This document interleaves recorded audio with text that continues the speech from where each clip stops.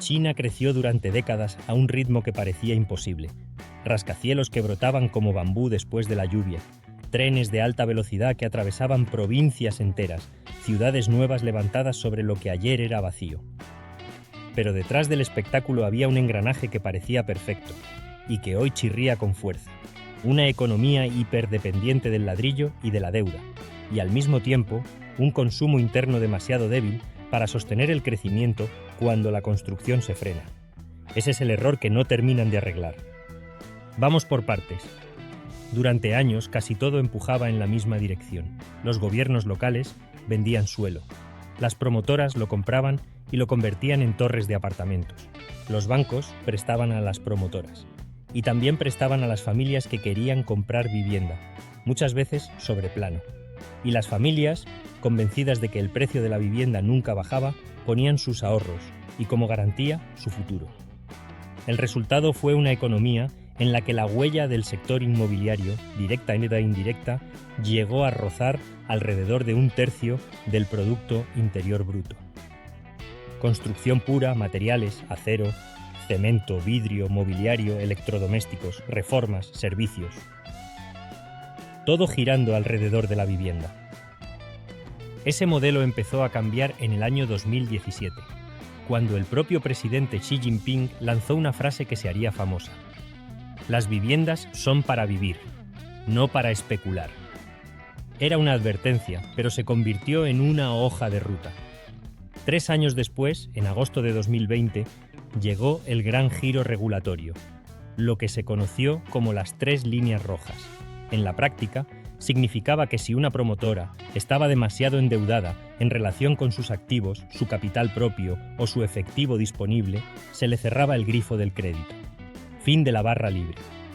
Para compañías muy apalancadas, fue como correr un maratón y de repente quedarse sin oxígeno. La primera gran víctima fue China Evergrande, durante años una de las mayores promotoras del mundo. La bola de nieve empezó en 2021, cuando dejó de pagar a tiempo. Obras paralizadas, proveedores nerviosos, compradores asustados. La imagen que mejor resume la época es la del enorme Betayo, estadio Flor de Loto, en Guangzhou, concebido para 100.000 espectadores, que quedó congelado y que más tarde la ciudad retomó con un diseño más modesto. Un símbolo perfecto, sueños gigantes, realidades más pequeñas. La tensión social explotó en el verano de 2022.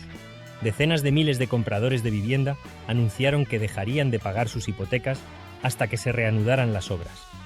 Fue algo sin precedentes. Listas colaborativas de promociones paralizadas circulaban por chats y redes. Se borraban, reaparecían, se compartían de nuevo. Esa presión obligó a muchos gobiernos locales a crear fondos para terminar edificios a medio hacer. La prioridad pasó a ser clara: entregar viviendas, por encima de todo. Porque sin entrega no hay confianza, y sin confianza no hay mercado. El capítulo judicial llegó el 29 de enero de 2024. Un juez del Tribunal Superior de Hong Kong ordenó la liquidación de China Evergrande Group. La noticia dio la vuelta al mundo. No era un susto pasajero, era la confirmación de que el ajuste inmobiliario chino iba en serio y sería largo. Mientras tanto, los datos pintaban un cuadro difícil. El inventario de viviendas a la venta alcanzó máximos históricos. Estamos hablando de cientos de millones de metros cuadrados listos para colocar, y si sumamos lo ya construido con lo que aún está en obra, las estimaciones apuntaban a miles de millones de metros cuadrados en total. Traducido: hay demasiadas casas, para una demanda que no crece al mismo ritmo. Y la demanda, por cierto, está tocada por 2 fuerzas que se sienten cada día: el empleo juvenil y la demografía. Primero, el empleo juvenil. La tasa de paro entre los jóvenes volvió a publicarse con una metodología nueva, y aún así seguía elevada. Cuando un joven no encuentra trabajo estable o tarda demasiado en conseguirlo, retrasa la decisión de independizarse y de meterse en una hipoteca. Resultado: menos compradores, más prudencia, más ahorro por miedo. El fenómeno se ha hecho tan visible que apareció una figura social que muchos medios definieron como hijos a tiempo completo. Jóvenes que ayudan en casa, cuidan de sus padres y evitan gastar porque el futuro no está claro. Segundo, La demografía. China ya no crece por población. De hecho, en 2024 volvió a reducirse el número total de habitantes. Menos nacimientos hoy significan menos compradores mañana. Es una marea que baja despacio, pero no deja de bajar. Y cuando el viento demográfico deja de empujar, cualquier exceso del pasado se nota mucho más.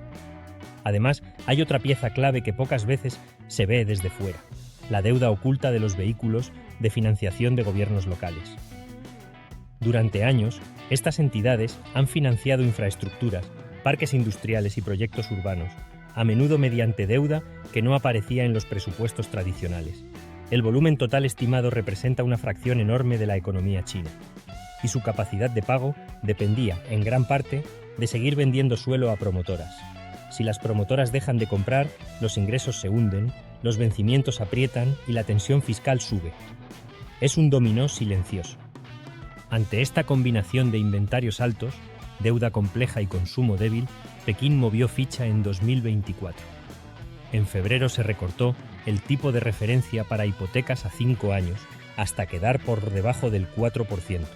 En mayo se eliminaron los suelos a los tipos hipotecarios para primera vivienda y se redujeron los pagos iniciales mínimos.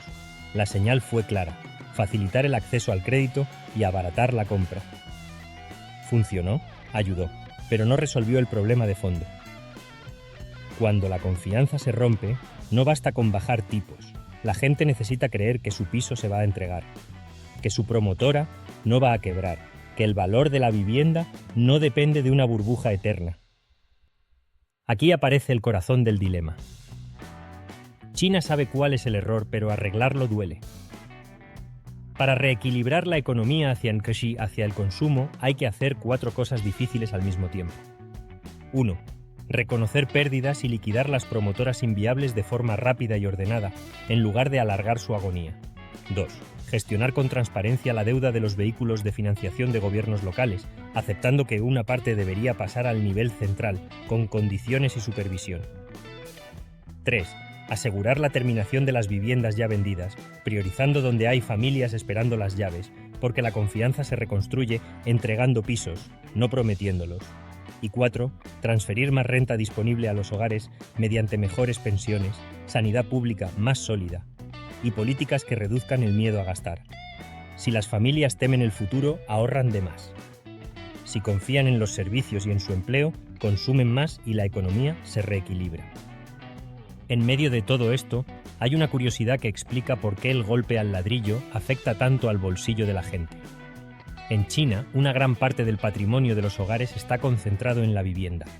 No en fondos de inversión, no en planes de pensiones privados, no en depósitos gigantescos, sino en ladrillo. 2. Incluso 3 propiedades por familia no eran raras en las grandes ciudades durante los años de auge. Cuando ese activo estrella deja de subir, o cuando no sabes si te entregarán el piso, la sensación de riqueza se desploma. Y con ella, el consumo. ¿Significa esto que China está al borde de un colapso inminente? No. No estamos ante un derrumbe súbito del tipo caída en un día.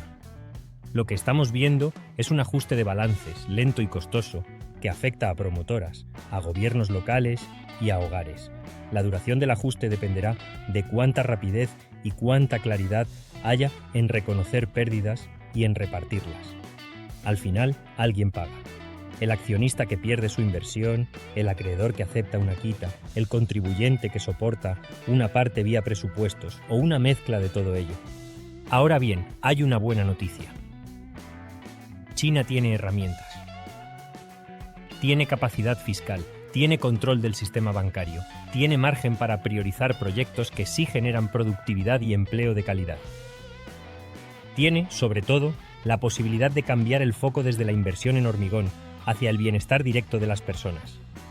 Cuando el Fondo Monetario Internacional y muchos economistas dentro y fuera del país hablan de reequilibrar hacia el consumo, no es una consigna vacía, es una receta probada. Si las familias sienten que su sanidad y sus pensiones están cubiertas, consumen más.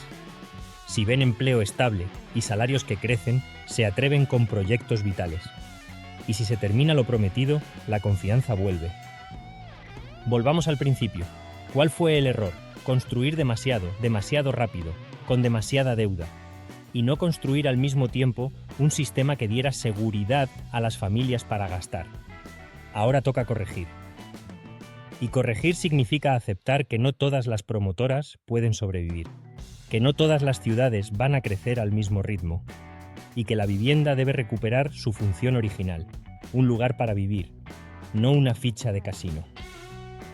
La propia frase de Xi Jinping, las viviendas son para vivir, no para especular, no es solo un titular. Es el norte que debe guiar el cambio. Imagina el plano final, una familia entrando por fin en su piso. La puerta se abre, hay olor a pintura nueva.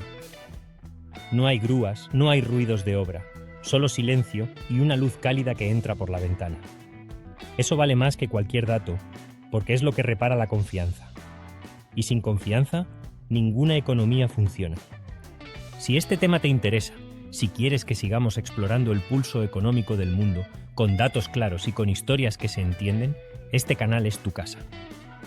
Suscríbete, activa la campanita, comparte y cuéntame tu opinión en los comentarios.